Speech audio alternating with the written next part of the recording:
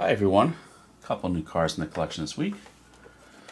First up, Dodge Monaco police car, which is special because it's a movie car. Obviously this is not what it looked like from the factory.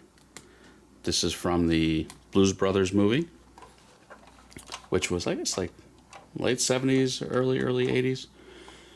So this is another one of those KK scale specials where it's an unlicensed movie replica. The license plate is the giveaway, the gigantic horn on the roof. We know exactly what movie this is from without them having to pay any royalties, which would make the car more expensive. So things like that doesn't bother me. This was released maybe 10, 15 years ago as a opening diecast by Ertl or an Ertl derivative. And they've gotten pretty expensive. A lot of people want $150, $250 for them, and I really don't see that being worth it. So this was a good way of getting in on this car at a much more reasonable price. Retails like $99, maybe $119, but this was purchased from Model Car World during a sale. This maybe $45, $50. Bought with a group of cars to save for shipping. I mean, at that price, certainly not mad at it. So it's die-cast, but it's non-opening. The details are pretty nice. You've got the actual fabric simulated rope here. The paint is a matte paint because it was kind of a beat-up car, I think, in the movie. I like the dog dish, steely wheels, no beauty rings, like a proper cop car. And the wheels do steer, which is kind of unique to some of these simpler models. So overall, pretty neat, pretty good detail. Again, KK Scale is kind of a value price brand, so it's not too much to see in the interior. Not too much to see underneath. You do see a separate exhaust system and the painting of the transmission. But yeah, pretty neat piece. It was a happy addition to my movie collection. Here's your KK Scale packaging. It's always black and gold in a window box. The base is marked, 1974 Dodge Monaco. Oddly, the packaging will acknowledge that it's Blues Brothers. So that's kind of interesting. That's the only place you'll see any mention of that. So yeah, this is available at Model Car World or CK, a bunch of European sites for a much more reasonable price because I guess they really don't care too much about our movies. Next up, another, I guess I'd call this a slightly controversial purchase for me because I'm going to rant about it a little bit. This is a beautiful car in real life, BMW M8 competition.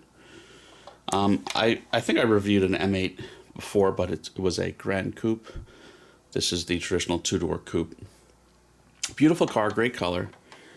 But this is a relatively recent release by Mini Champs, and I just don't see Mini Champs being a great manufacturer anymore. I think they've kind of lost the script of what makes a premium diecast. This retails for about $230, and I'll show you the reasons why. I don't see $230 here. I don't see $150 here.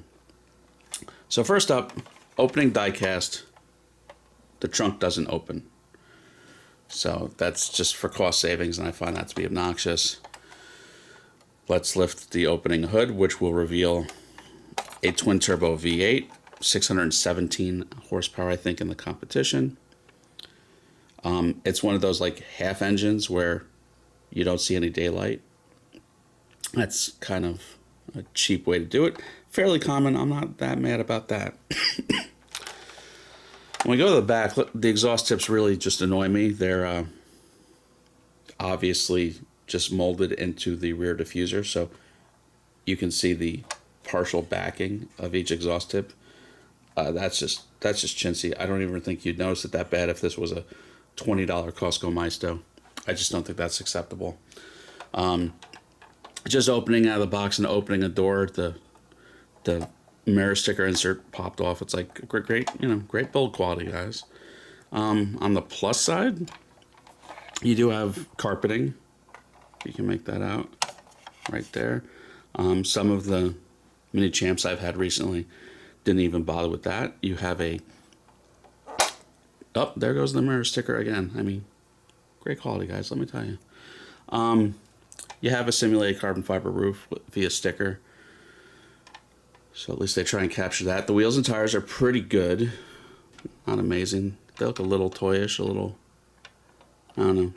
They don't read as rubber that well. A little bit detail underneath. So again, this, I don't think this is good as a composite auto art. I don't think this is good as my sealed GT Spirit. But this retails for $230. I did buy it. I think it's pretty good, but I bought it because it's currently still on sale.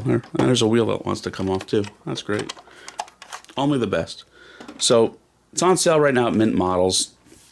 Use coupon code either MM15 or MM20. And at checkout, this came out to $70 landed. And I don't know, at that price, I'm not mad at it. I can see the value there at about $56 plus shipping.